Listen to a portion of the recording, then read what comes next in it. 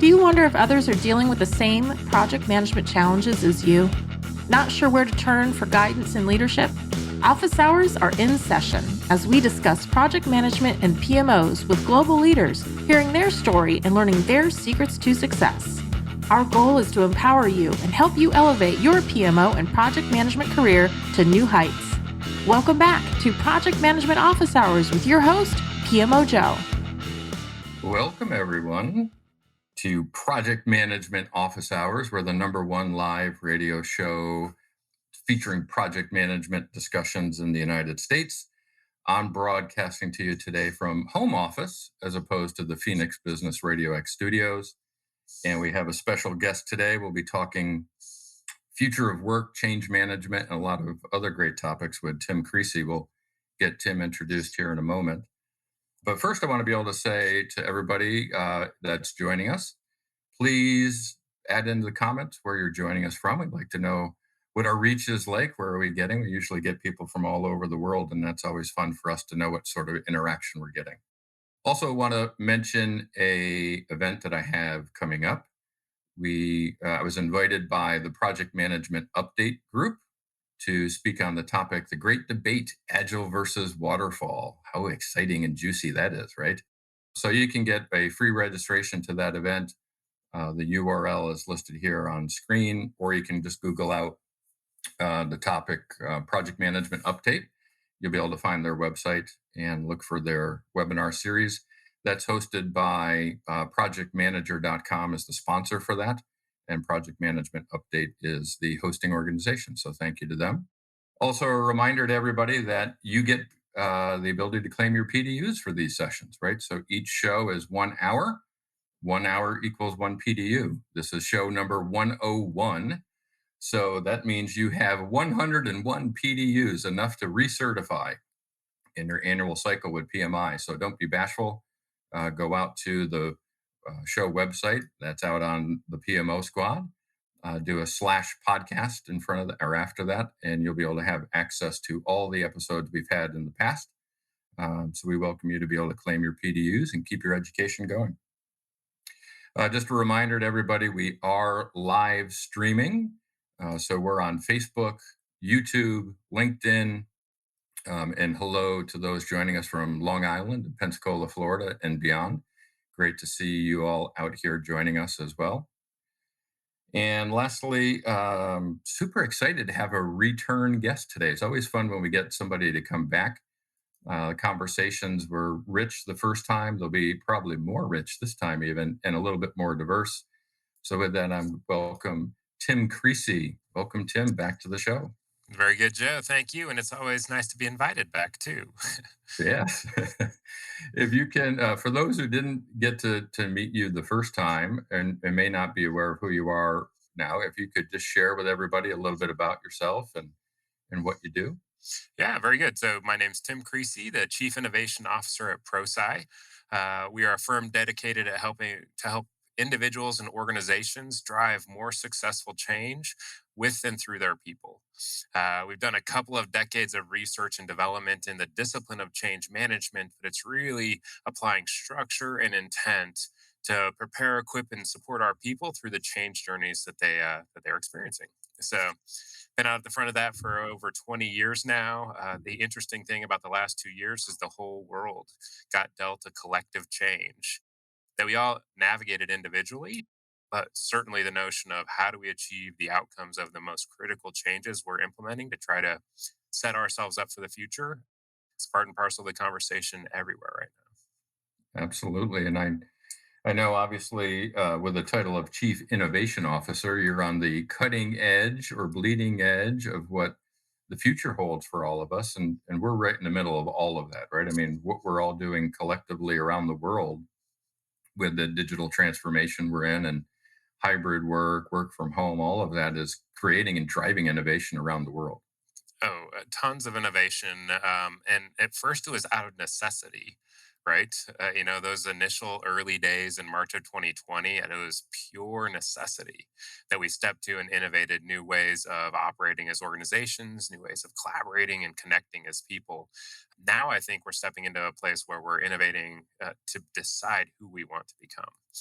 Because there's no going back, right? I mean, we're multiple years into this now, but I was on a webinar it was April 2020. So just as the thing was getting started, and I'm rarely at a loss for words, right?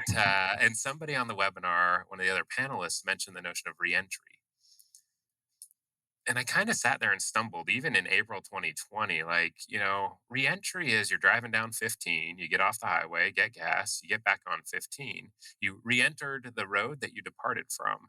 But the road we were on wasn't going to be there even back in April 2020. And so I think that future and I think each organization has the pace at which we've pivoted from we're simply responding until we can go back to what was to let's step into creating and designing what is. Different organizations, departments, made that pivot at different speeds. And I think that's what we're in the middle of right now.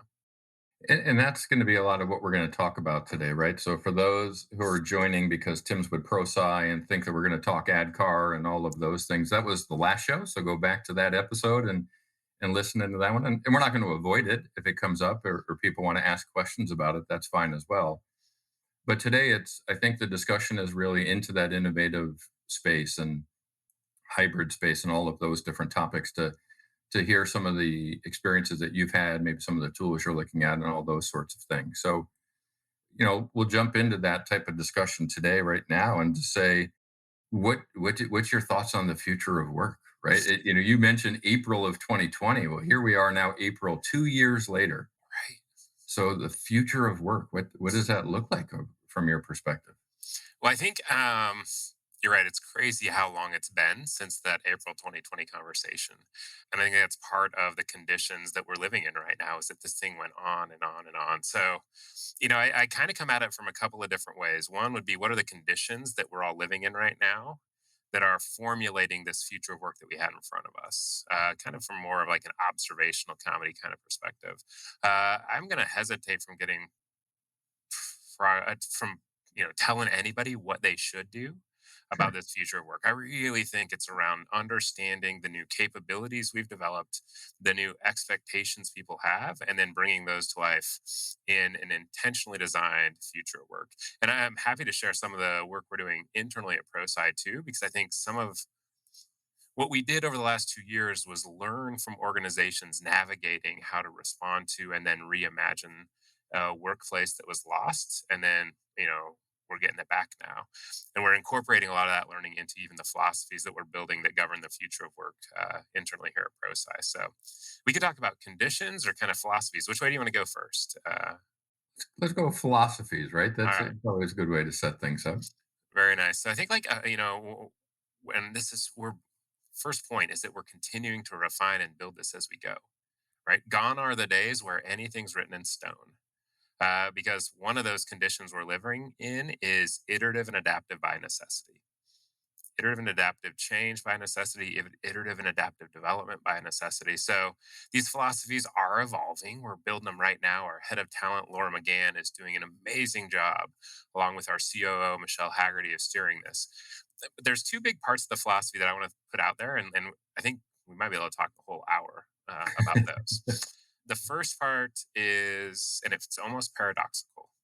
The first piece is we proved we can do almost anything apart. Yeah. With the exception of shipping the physical product to our learners, we can do almost anything apart. Second part of the philosophy is gathering matters. Hmm.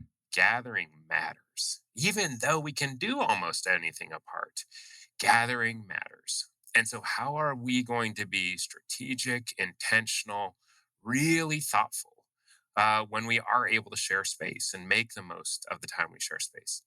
And let's not default to thinking we have to share space just because that's the way we used to always do things. So, do you know this? Should we? Do you know this acronym? TTWWADI. TTWWADI. If any of your listeners know what it is, they can go ahead and chat it in. We'll have a bit of a contest. I can come up with a prize if somebody knows TT, what is it? TT. TTWWADI. All right, we'll put that up on screen for everybody as well. Even though we don't know what the acronym means, all of us have lived it, and it means that's the way we've always done it. Yes, one of That's my the way we've favorite always terms. done it, right? Yeah, It's laughable to even try to utter that in April of 2022. If you think about all the things we did over the last 2+ years that we would have told you were impossible in February 2022, right?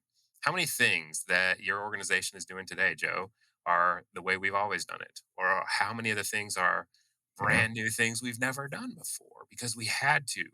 And now they give us a better way of achieving what we want to. Yeah, for us, I mean, we've changed dramatically, and we've been a virtual organization because we're dispersed around the US. We're at client sites, so we don't need a home office. But in this virtual world, we've actually created an office now, a virtual office to be able to go share space together that we didn't do prior to all of this, right? So we completely changed that. That's the way we've always done it. Doesn't work for the PMO squad. Yeah. And even with clients, that's one of the phrases that we look for with every client engagement we go into. Because as soon as we hear that answer, we know we have a captive audience that they're ready for the change that we can bring to them, right? Right. So I love the fact that that's one of the philosophies that you've put out there. Is when you hear that, it's like, I mean, how do we overcome that? For sure. And that's where I think, as we're navigating this time right now, different departments, divisions, organizations still have a different amount of TTWWADI that they're holding on to with this idea that we're going to be able to return to this, what was this pre pandemic state. At Prosci, we didn't get to hold on to that for very long because we were an in person training business. Right. So on March 1st, we're an in-person training business that had never delivered a virtual offering of any of our core solution portfolio. By March 17th, that was gone to us. And so we had no choice but to realize that we had to not only pivot the way we work together, because all of us are now working out of our houses, right? The instantaneous remote work experiment. That's what I call it.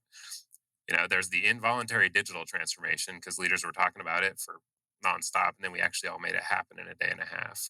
And what it led to was this instantaneous remote work experiment, where not just the organizations that had been distributed, but all of a sudden all work went remote that could, with the exception of our essential workers. And so that created a whole different dynamic for communication, engagement, collaboration. And at ProSci, we had to pivot the entire business model as well because 80% of the business fell off the books in 9 days. But some organizations have still been kind of dragging, we'll just go back, we'll just go back. And I think it's a disservice to the new expectations of our employees, the new expectations of our clients, and the new capabilities that we all grew and demonstrated over the last 2 years. So, Well, and you mentioned digital transformation in there, right? And you say that in a day and a half, we all had to do that, right? What I find interesting, though, is if we think about, I always like to perceive things as a journey that we go through. yeah, yeah. So in my mind, we stepped into the digital transformation portal collectively within a day and a half, or within a week and a half, or within a month, because different companies, of course, had a different cadence. But transformation, the word itself, thinks there's a final state to that. But what we're finding over 2 years is now innovation in the industry that we're there's digital transforming, Yeah, yeah. right? I don't think we've transformed yet, right? What's your take on all of that? Yeah. So I think, and I've played with this a little bit because I've started to talk about the difference between the digital revolution and digital transformation. Sure. Technology enables, like, there's a technological revolution that ultimately powers the shift in the fabric of who we are that's enabled by that technology. So, automobiles is an example. The automobile was a technological revolution. What it gave us was personal mobility in a new way. Yeah. So we have all these zero ones and ones. We have the internet. We have connectivity. We have mobile. We have a lot of these technologies, part of the technological revolution. The shift in the fabric of who we are is where I think the actual digital transformation starts to come to life. And let's talk. This will be fun to talk about here because I like to talk about money, music, and work. Oh, nice. Money, music, and work in terms of It's when my, you got your music. AC/DC. Yeah, we're Very talking nice. music. I love it. Yes. Money talks for sure. My boys are getting into a little bit of AC/DC, kind of some of that pump up music. So money, music, and work. Let's talk about the notion of whether or not we allowed the technological revolution to truly create the transformation, to disaggregate the physical and digital in a way that we actually weren't able to. So let's start with money. There was a time where you had to have it to spend it, right? And at Mhm. first, it was a goat or a load of wheat. And then human beings invented currency because that became an easier way to move it around. But you still had to have access to it to spend it. Yeah. Then all of a sudden, we had the the digital transformation of money, where once I had access to it, I could spend it, right? Right. Yeah. I got a card in my pocket. So we disaggregated having to have it from being able to actually use it. In money, we did it long time ago, right? Like the debit cards and all this became. When did you stop using cash as your primary motive, right? That was a long time ago. Now, music. At one point, you had to have it to enjoy it. Yeah. At first, it was the instrument itself. You had to have the guitar. Then it was what? Vinyl, 8 tracks, cassettes, into CDs, all the way into your MP3 players. But then there was a disaggregation, right? And the MP3 player was a nice big step of the digital transformation. Helped Mhm. us create and carry way more music in a very small space. But then there was this final step where you didn't actually have to have possession of it as long as you had access to it. And the digital transformation of music is what enabled you to enjoy it, even if you didn't have access to it. So money goes down the path, music goes down the path. Work didn't, right? Work didn't go down the path. There Right. was a point in time where we could have done anything from anywhere because access to the network was all we needed. We didn't have specific materials or machinery that was a part of us doing our job, me doing my job. But we didn't pull apart. We didn't enable that digital transformation, the disaggregation of space that uh, work that could be done. So my story is a little bit weird, also, Joe, because I was one remote node of a very headquarter centric organization. Right. So in '03, I left Prosci in Northern Colorado, went out to pursue my MBA, stayed on part time, and was the only remote node. And then in '05, moved to Boise, Idaho, where my partner's from, to be around her family, and I was the only remote node. And so I had kind of a 17-year journey of being one remote node in a very headquarter centric organization and got to watch some of the digital enablement and some of the transformational work that can and does start to happen there. But then Yeah. we all So had to do it in a day and a half, right? right. And so the company didn't have to transform at that point, right? It was you who was adjusting to the company's norms to be able to fit into that type of setting.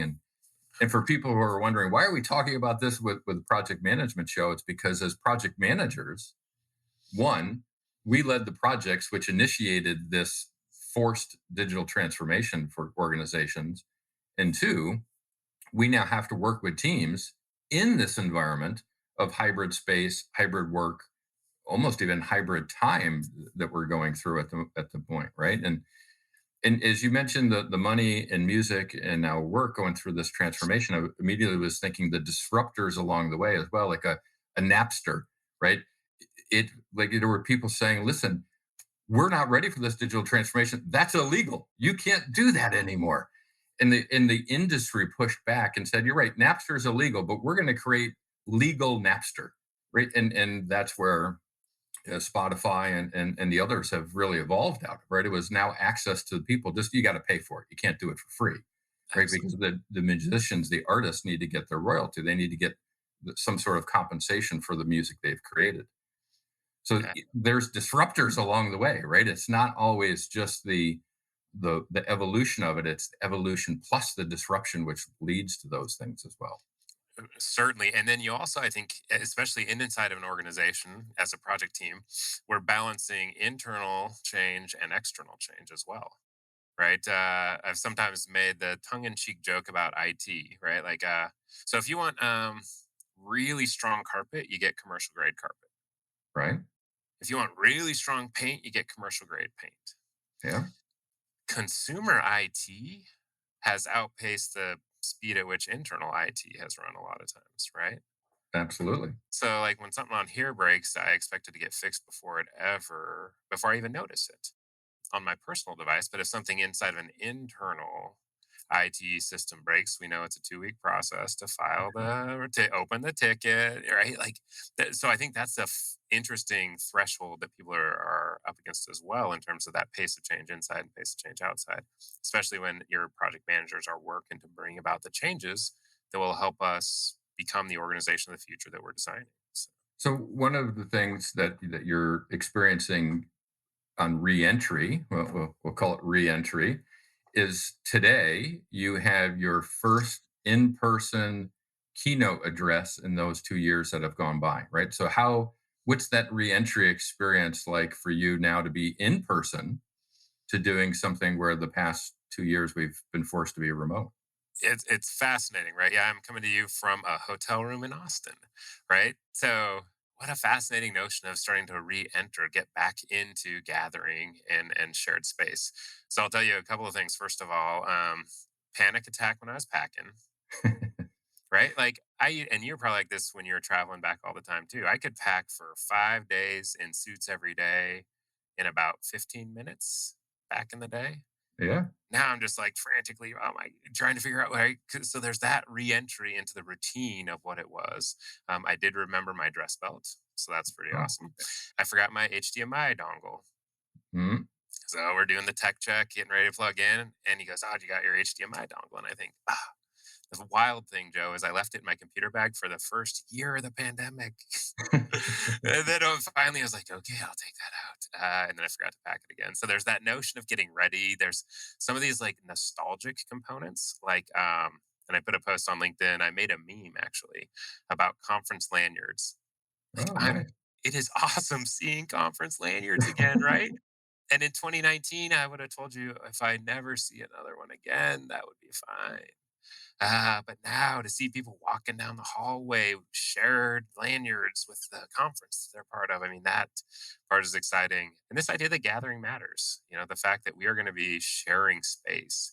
And for this client, it's the first time they're sharing space in several years as well. And so I've started to build out a whole fun introduction to kind of kick off the session about what are those things that we've lost when we lost shared space that we can start to get back. So yeah, being in the keynote is going to be great. And then last week, the ProSci leadership team got together for the first time as well. And so I was really reflective on some of those aspects of shared space when we're a team, as opposed to this whole.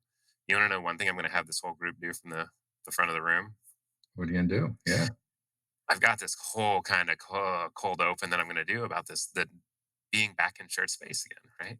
Like the fact that we're all in this room together means that we can do some stuff we've not done in the last 2 years. Mm. One of them is going to be make some noise. Yeah. Yeah, right. How long has it been since you had a room full of people that could just make some noise? So during the tech prep, I said, I got to make sure the mic can handle. I'm going to get rowdy up here. It's been 2 years since I've been able to get up here and get rowdy, and there's hoots and hollers coming from the AV folks, like setting up the room, like so excited to be back in a room. But I'm going to have them first just make some noise, pound on your table. Then I'm going to say, okay, I'm going to count down 3, 2, 1, and we're all going to shout out the same phrase. We're going to at the same time get 250 voices shouting out. And the phrase we're going to shout out when I count down 3, 2, 1 is "You're on mute." But don't do it like angrily and like it's frustrating. Like do it triumphantly as if it's the last time you ever have to say it.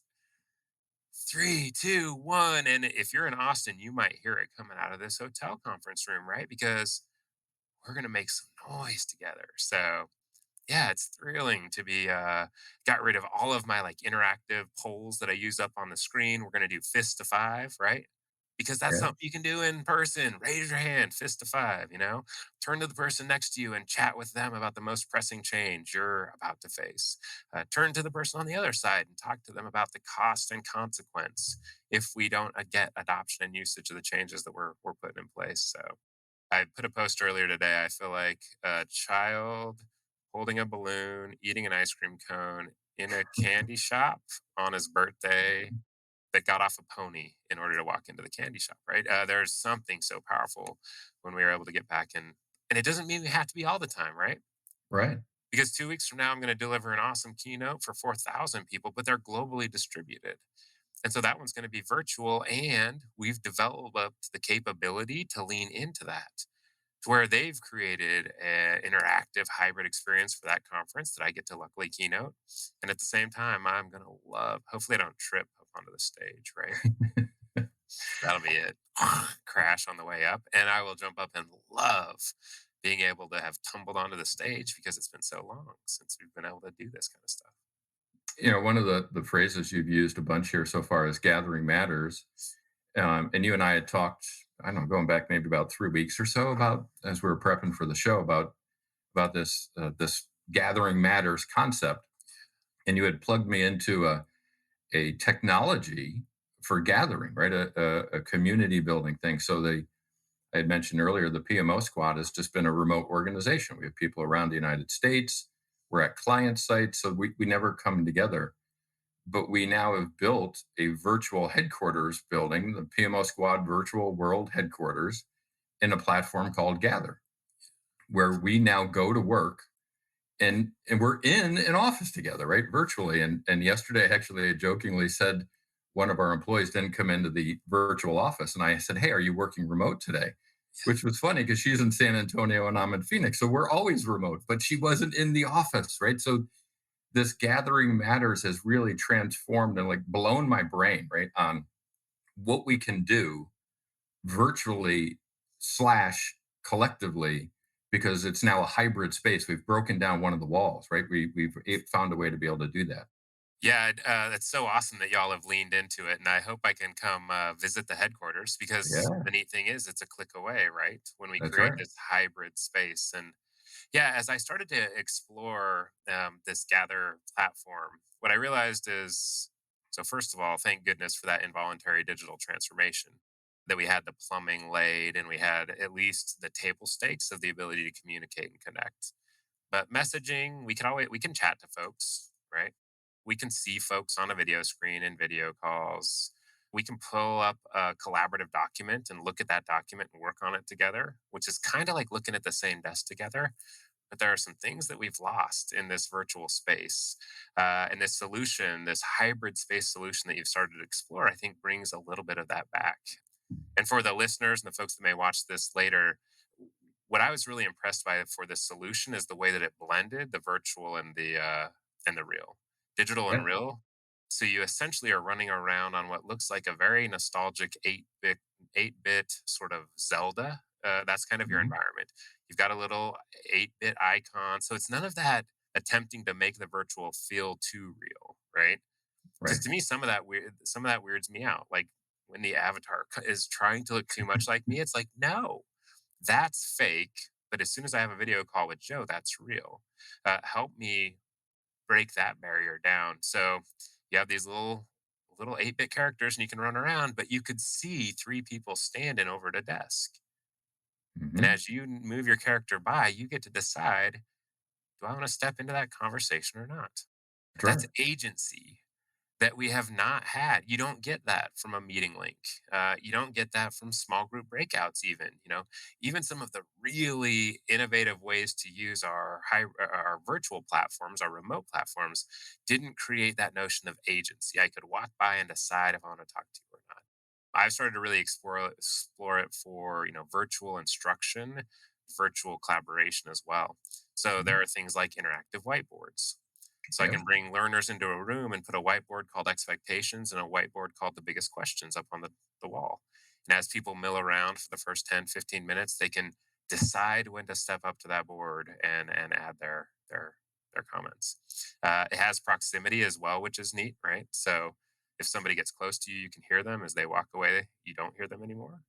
So you start to create the notion of space in a way that we've not had when we've been in our purely remote world. Yeah, just some examples, use cases we've done. You can on Microsoft Teams or Slack or whatever you want to use, you can put your status to at lunch.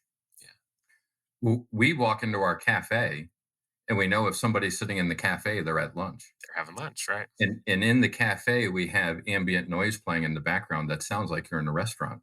Yeah. And that small little change. was so impactful. Right at first, I'm checking my phone. I'm like, where is this noise coming from? But I realized I'm now in that environment and to be Totally. able to create that. When you come into our lobby, when you enter our headquarters, we've created videos about the PMO squad, like a 1 minute video on here's what we do. Well, guess what? We've got a TV there. So if someone's waiting to be greeted, they can interact with that television and learn more about the PMO squad as they're waiting for us.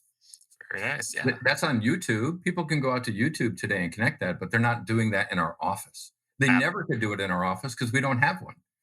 don't even have Now it, we right? do, right? So this digital transformation has created that, right? So the water cooler talk, that's been gone for 2 years. And for our company, it's been gone forever. We never had that opportunity. You actually have it now, which Yeah, spontaneity, right? yeah, Water, the water cooler is interesting for a couple reasons. I think it gives us spontaneity, right? yeah, So we get our own agency and now the ability to maybe run into them or not. The other thing it gives us is unstructured time. right. When I reflect, what I'd love for the folks to do, if there's folks that do want to chat in, like use that hashtag gathering matters. Let us know, like, what are those most important aspects of gathering? What are those things that really float up to the top that you realize we've lost, and then we can't wait to get back? Having spent the week with the Prosci leadership team last week, I was starting to really think about some of these. So, unstructured time is one of the biggest. You don't get unstructured time in a fully remote setup. And we've been really thoughtful about it. Like we, try to invoke intentional informality, right? So that we create space for the more informal connections, but there's still, this is not unstructured. We both had to click a link to get in here. And in Yeah. shared space or even in your shared hybrid space, there can be unstructured time where we randomly come across each other. And that's the spark of innovation, right? That's the spark of figuring out what's next for sure. And we've created a go-kart track in our office, Yeah, nice. Yeah, for right? fun, right? So it's not just work that we're getting together to do, it's that unstructured time that I get to have some play, some informal time. We have a rooftop Yeah. that we have a little fire pit on that we go sit by the fire and we can talk informally and not talk about work, Yeah. but just get to relax with one another and interact that way. And for the So, folks that I took into it, Joe, they're like, it's different talking on the rooftop than it yeah, is talking in the boardroom. Even though I'm sitting in front of the same screen, talking into the same mic and same camera, there is something fundamentally different. And I started to kind of play with the definition of hybrid space, right? If the hybrid workplace is what the future is, where we have employees that do work both on and off premises, and we have hybrid workers that will do work both on and off premises, we hadn't touched hybrid space, which is where do we actually do our work when we are together, when we're remote. And so I think that's the neat thing that y'all are leaning into. I've done some really cool from a facilitation perspective too, right? If I'm facilitating in a live room, I'll use the wall as a spectrum, right? How strongly do you agree or disagree with the statement? Strongly agree, go to the left. Strongly disagree, go to the right. You can't do that on Zoom when you're purely just these right. little squares. But as soon as you step into a gather, the hybrid space, folks can align themselves in a spectrum. I use big 2x2 plots. Now you're letting people physically plot themselves and then start conversations with the people that are sharing their experience. Mhm. How fascinating is that to step into hybrid space with capabilities we hadn't had? And people that have been so reluctant 3 years to step into it. And so that's part of what we earned out of this involuntary digital transformation is capability around stepping into that kind of engagement. Yeah, one thing when I joined and built our building, I got invited to go to the gather, the company gather, their headquarters building. It's awesome, right? Yeah, and you had talked about the lanyards, right? Was something that it didn't strike me until it did. Was to get into their office through the reception area, you had to have a key card, a virtual key card for an employee could get in, but strangers can't, right? You can't get into their building. And I thought, what an amazing when was the last time I used a key card at a client site was again 2+ years ago. Right. But the separation of where you were allowed and not allowed in a Zoom or a Teams or GoToMeeting, if you've been invited, you're in. But Yep. here, there's that separation. So we're working now on, we have a conference room that we're going to, it's password protected, right? So you have to have the key card to be able to get into that room. Yeah, it's a lock on the door that now Yeah, is part of that space. Did you also get to go and experience like the tone that gets created with how the hybrid space gets designed? So if you go to their engineering space, right. it's what you would expect from a bunch of software engineers, right? All that kind of fun, kind of nerdy stuff. If you go to sales, it's a very different environment. And they've built the physical space to mirror, and then they have loud workers and quiet. Like if you want loud time to collaborate, it's over here. If you'd like some quiet time, you get it over here. And yeah, they've recreated some of those things that we've lost over the last couple of years. Yeah, decorate your desk the way you want, right? I mean, again, it's allowing your coworkers to know a little bit more about you Yeah. by because you have a plant or a picture frame or a microphone or something on your desk that they don't get to see every day. You want, It's really been a different experience. To me, it's really the future of work, right? It's teaching us how to be able to work in a hybrid space. for sure. Well, absolutely. So let's kind of go forward on that a little bit. And if we think back to 2 years, we can think, man, we were so advanced technologically, right? But now, to looking backwards 2 years, we can see how far we've come, right? So that idea of resistance is futile, the future is here, right? What do we say to people who are still putting up that fight, the late comers, the late adopters to this future of work concept? Well, and again, I think every organization has a different answer in terms of what's in front of them. Like, what I really hope is that we can elevate the conversation so we're being more intentional and strategic about creating that workplace of the future and that future of work, right? One of the approaches we're using is kind of the idea of when and where does the where matter? Hmm, Like, when and where does the where that something happens actually matter? And where does it not matter as much or matter less? And so the framework we've been using quite a bit is pick this up out of it was a university that was part of our return to the workplace advisory board. It was really early, June 2020. We put together a return to the workplace advisory board, and it was strategic change leaders from huge organizations around the country just talking through figuring out what this thing was that we were all dealing with. Interestingly enough, Joe, we called it the Return to the Workplace Advisory Board, and then we renamed it the Reimagining the Workplace Advisory Board. oh, nice. Probably about 6 months, 7 months in, because those strategic change leaders were coming together and saying, return means trying to go back to what was. Hmm. What we are stepping into is creating a new what is to be. what what do we want to provide to our employees, to our customers, to the organization in this new future of work. So intentionality, like I'd find it hard that somebody's still stuck in the place where they think we're going back all the way to what was, and maybe that's fueling a little bit of this resignation, right, that we're seeing. Right. This great resignation is that individuals have a different set of expectations around flexibility, choice, purpose. And I think because we all have a different sense of what matters, I think, right? One of the conditions I talk about coming out of the pandemic is what I call forced prioritization. Hmm. Yeah. Like, everybody had to stack rank stuff in a way that we maybe never had to before. And that becomes the backdrop against which I think organizations and leaders are trying to bring their people. So I don't know that I think resistance is futile. Like, I think resistance is always going to work. Like, there will always be a way to resist moving forward. I think the how big of a case we have to make to help people step out of where they are today and step into what's in front of us might be the thing that's maybe a little bit less. Before we came on air, you were giving me the time and place matters you have with your children, and I think that it's appropriate for this discussion too on hybrid work and hybrid space and future work and agile versus waterfall and reimagine versus reentry. Yep. Share that story with everybody as well, to let them hear what you do with your kids. Yeah, very good. So I have about a dozen. I have a dozen alignment hacks I put together towards the back end of last year, and in fact, we did them on a podcast with Kim and Kate on the PM Happy Hour podcast. We did a two-part series where we did the whole 12 alignment hacks. One of them is called time and place, and I usually repeat it: time and place, time and place.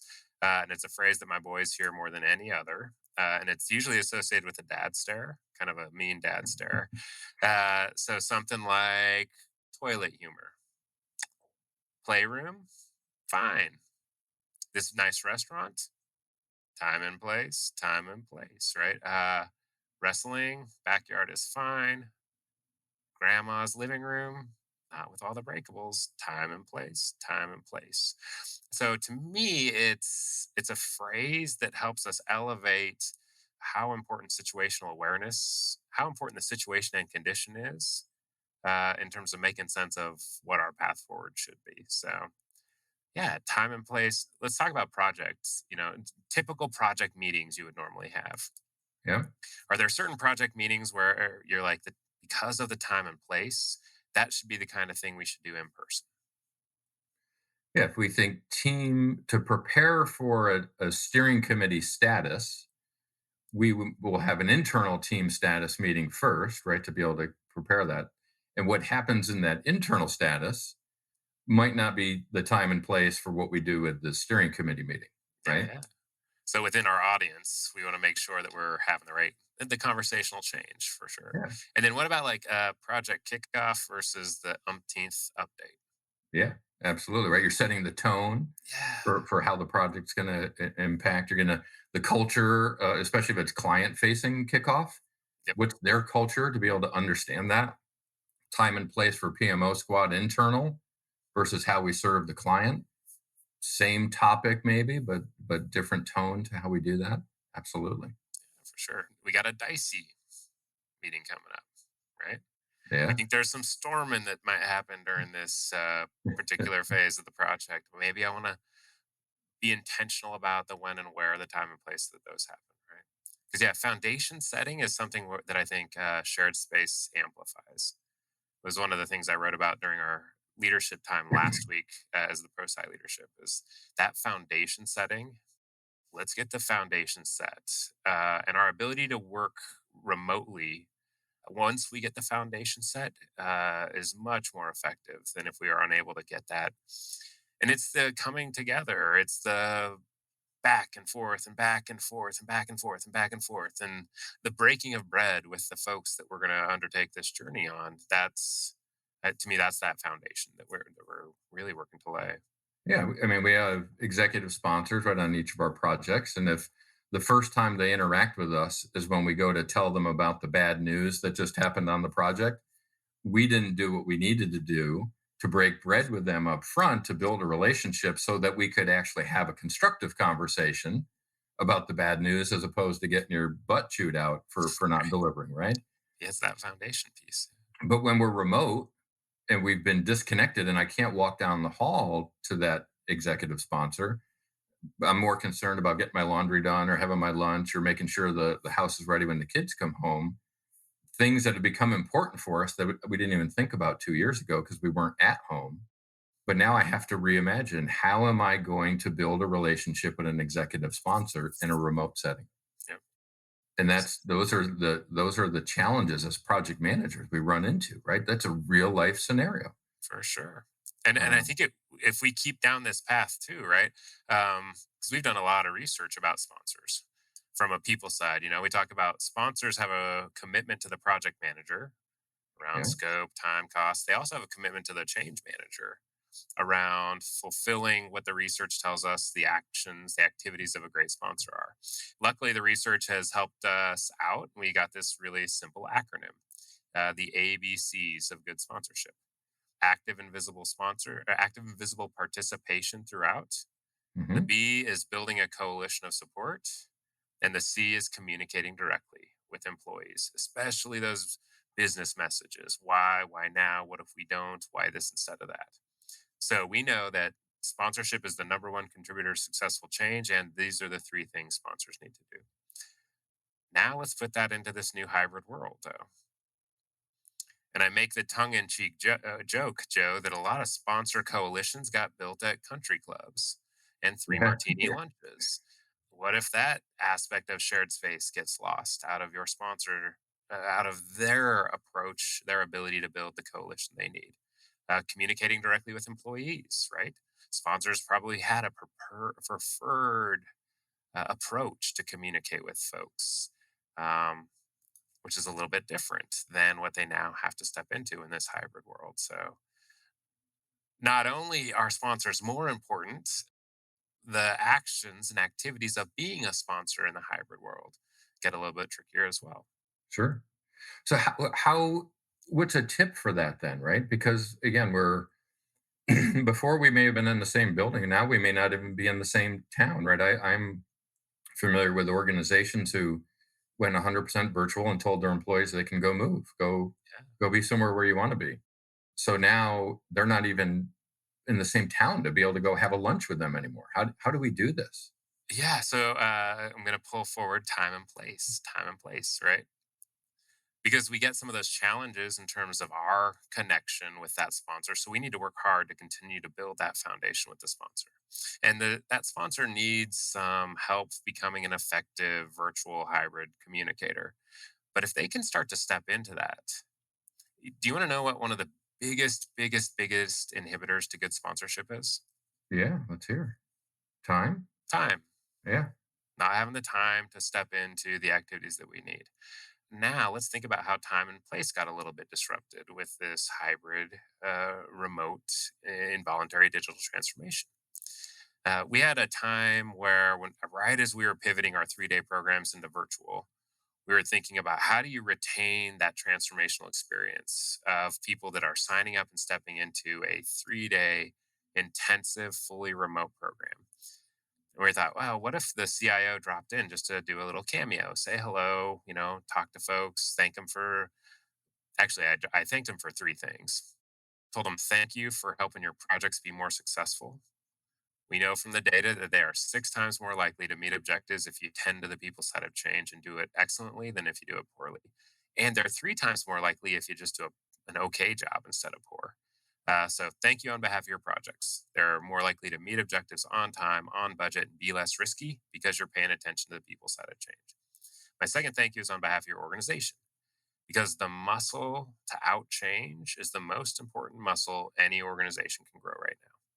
And even if you're in the public sector, you're working to out change a global pandemic, digital transformation, racial reckoning.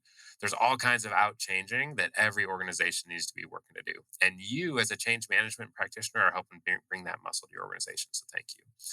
My third and last thank you is on behalf of the human beings that are going to experience way better work because that collaboration platform was getting managed really poorly from a people side perspective, right? We were leaving adoption and usage up to wishing and hoping and chance. And even all the buttons worked, although all the buttons worked, we didn't prepare, equip, and support our people. That's a nasty way to be an employee at an organization. So thank you, change management practitioners, for treating your people the right way when you ask them to make a change. So those are my like 3 little thank yous that I did on these Cameo drop-ins. But do you know how long it took me to drop into a class? 2 Yeah. seconds to click on the link. And then I Right. click end and I'm done at the end. So I had one Thursday where in the course of my day, I dropped into 11 training programs happening all around the world. Wow. I started my day with a class that was finishing their day in Europe, and I ended my day with a class in Australia that was starting their next day. 11 classes, 180 practitioners, probably all learning about how to drive more successful outcomes. And because of time and place, I was able to sponsor each of those programs very, very quickly. So, we as a project manager need to work to enhance and build the foundation with our sponsors. And we can also leverage some of these new capabilities in this hybrid space to get even better sponsorship. I love it. Earlier this morning we had a perspective call with a client who's trying to implement a transformation management office, not a project management office, but a transformation management office. And they have executive leadership who initiated the change to build the TMO, but now they don't. That there's been disengagement. They've disconnected from that sponsor, and the TMO is stalled, trying to get off the ground. and they're trying to reach out to us to be able to support them to be able to, how do we get plugged in? And I'm like, well, I don't know your organizational culture. I don't know how you get plugged back in, but here's where we can help you do that. Because your point of that sponsorship's importance and the success of an engaged sponsor, here's the actual discussion of transformation, changing the way the organization needs it. And that change has to be driven in some part by those sponsors, right, to be successful. So I love this concept of the three thank yous for them, the ABCs of sponsorship. All of those are just home runs, right, for project managers to be able to tap into. So we're getting close. We're only about 10 minutes away, which is, again, it just surprises me every time we do this because the time goes by so fast. So I'll just throw out there anything that we haven't hit today that you'd like to touch on to give you an opportunity to share with everybody that's tuned in either now live or certainly people who are going to listen in the future as well. Well, yeah, I think I think all of the employees and agents of change in organizations are sitting in a really interesting spot in terms of helping the organization think more smartly through how we do change, and in particular, paying more attention to how we help support those individuals that are going to experience the change. And so, I've it's been fun over the last couple of years. I've probably the last year now started doing a good number of these podcasts, and I've kind of arrived at what I think my base beat is. Because the fun thing, Joe, right? Like this is a project management podcast. We're a change management space. So most of these podcasts have not been in the change management space. It's been getting to go talk to customer experience and design thinking and HR and project management communities. And after all that time, I sort of arrived. Here's my base beat, and I'd be curious, like, how you see the base beat showing up in the work that y'all do as well. Because that's the interesting thing about a base beat is you can remix it, right? Sure. Zeppelin. Oh, yeah. Yeah. The drum beat and Whole Lot of Love. Of course. Yeah. It's been sampled like 200 times, right? Because John Bonham did something with those drums in that song that nobody had ever heard before, and they thought, "Wow, that can really help what I do even better." So, even Beyonce's "Lemonade," you'll get that drum beat from Whole Lot of Love, and you're thinking about it right now. Yeah. Anybody that knows Whole Lot of Love is thinking about the drum beat. So here's my bass beat: change is hard. We know there's some people in the positive psychology space that want us to talk about it differently, but we know stepping out of what we do into something new is going to be a challenge. Change is hard, change is continuous. That's the nature of the game. It may have always been the nature of the game, but it's way more the nature of the game today. As we respond and react to this pandemic, and as we start to tap into and amplify, accelerate these new capabilities. So change is hard, change is continuous, and I don't like constant. Some people say change is constant, and I struggle with that a little bit. And maybe it's semantic, but I love math and science. Okay. Love math and science. And in math and science, the word constant means something, right? Certainly. Of course. Three Yeah. 3.14159. That's Yeah. pi. It's a constant. It's that way always. Like the definition of constant is literally the exact same always. At least in math and science, the stuff I love. So, and that's not what change feels like in our organizations, right? Yeah. It's always different. If It's anything, it's just happening. Yeah. this. So it's simultaneous, it's dependent, it's happening continuously. But constant, I have a little bit of a fun objection to. Change is hard, change is continuous. Change success is accessible with and through your people. Mm. That if I were to draw the critical path with change success at one end, your people lies directly on that critical path. And how well we engage them, prepare them, equip them, support them is going to be the gap between achieving successful outcomes for our organizations, on our projects, on our initiatives, and not. And I think the thing, Joe, about the pandemic is I think it's always been this way. The people side of change has always been on the critical path, but we could Yeah. ignore the people side of change. We could ignore the people side of the organization if we became so convinced that with the right technical solution, we were going to solve the issue at hand. And what the pandemic did is it made the human side of the organization, you can't unsee the people side of the organization now. Right. You cannot unsee the people side of a project when you listen to the symphony of your project team member's life in the background of the meeting, right? When you get to talk about a project management update while they're navigating a 14-year-old who's throwing another huge fit about virtual school. Like, you just, and to me, that's an interesting part of this humanity that got pumped into the connective tissue of the organization when we did lose shared space. And my hope is that we can continue to amplify that, the humanity that came in, right? Yeah. I mean, I love this concept of the base beat. I hadn't, internalized that in the past, but we have empower your people to Yeah. deliver results is one of the ones that we have within the PMO squad, and project management as a journey, There you go. right?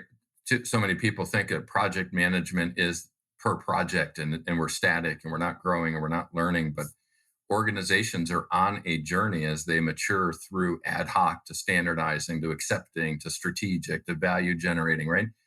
That journey is lost in space for the people who aren't in it every day. So we try to bring that to organizations. So I'm going to play around with this base beat and see how it evolves with the PMO squad. I love that concept.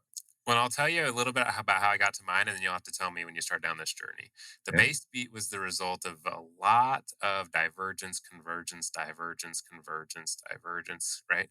Over the years, there's been a good bit of the divergence, convergence, and it's only here in this last round of convergence that I was like, I think we got to the kernel. Like each time we converged, we got close to the kernel. This time, I think we got to the kernel. That change is hard, change is continuous, change success is accessible with and through your people. Go at it, right? That's the charge.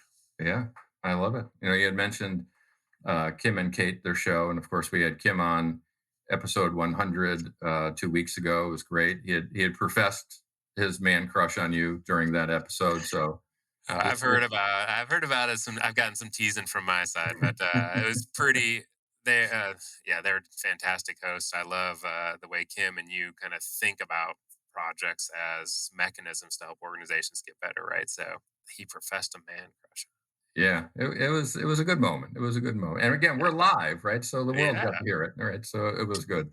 When I told So my colleague, I had a colleague who was like, "Should we share it with anybody?" And I said, "He's a professional podcaster. If it came out of his mouth, he knew it was coming out of his mouth." So, but I'm absolutely. reaching out to Kim and Kate. Yeah, I was just chatting with Kate about the power of together earlier today. So, Yeah, and Kate, of course, she had the I think potentially the first, at least from my experience, the first podcast mic drop moment she professed during yeah, one of those episodes, right? So yeah, it was I was out on a run listening to that show and happened to hear it, and I was like, wow, man, Kate is excited right now. I mean, this was great. I don't know if I've ever heard anybody that excited on a podcast. That was awesome. for sure. I went back to find out what it was. It was there's nothing more powerful than two people on the same page. Nothing more distracting than two people on different pages, but nothing more devastating than two people who think they're on the same page but are actually on different pages. That was it. So I'm doing a lot of fun development on the pain, power, and potential of getting on the same page right now. So Awesome. Well, Tim, thank you so much for joining us once again. To see a comment, hey, I've heard great things about Prosci. I think you would second that emotion, right? yeah, Absolutely. For those who haven't, certainly go check out Prosci. A lot of great stuff that they have available out there. Tim, thanks, of course, for joining us, and thank you to all of our listeners, whether you're live or whether you're catching the replay of this, the podcast. Certainly be sure to go out and visit the PMO Squad page and the podcast page out there on our site as well to be able to catch all of our episodes. We're now up to 101. This show will be posted out there in a couple of probably about Tuesday or Wednesday of next week. And then we've got an amazing lineup of guests coming up in the next several months. So we have Louise Worsley joining us from South Africa, Ricardo Martin from Spain, Sanjeev Augustine, Melissa McDonald, the Smart PM, talking about smart sheets and her experience using that in corporations. Konstantin Riebel and Robert Brees from Germany. Mate Severa. Trackvia is going to be back talking about citizens development, another interesting concept in the project space. keyed in will be joining us from a technology perspective in our thought in our industry. And then I keep referencing on past shows, we have a guest scheduled. I don't know if she's going to be joining us or not. Maria Abdalina from Ukraine may or may not be joining us. So our thoughts certainly go out to her and her family and all of her country mates as they go through their experience right now. And hopefully this all comes to a resolution sometime soon. So thank you again, everybody. A reminder, we're live right now, but we do record this.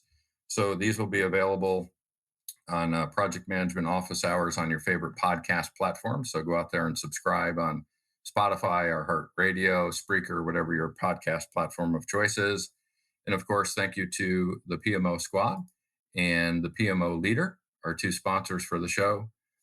That's it for now. Office hours are closed. Until next time, I'm PMO Joe, and you've been listening to Project Management Office Hours. Thanks for listening to another episode of Project Management Office Hours with PMO Joe. You're not alone in your project management journey. We're here to help you achieve your goals. Subscribe to Project Management Office Hours on your favorite podcast platform to catch all of our episodes and hear industry leaders share their story and secrets to success.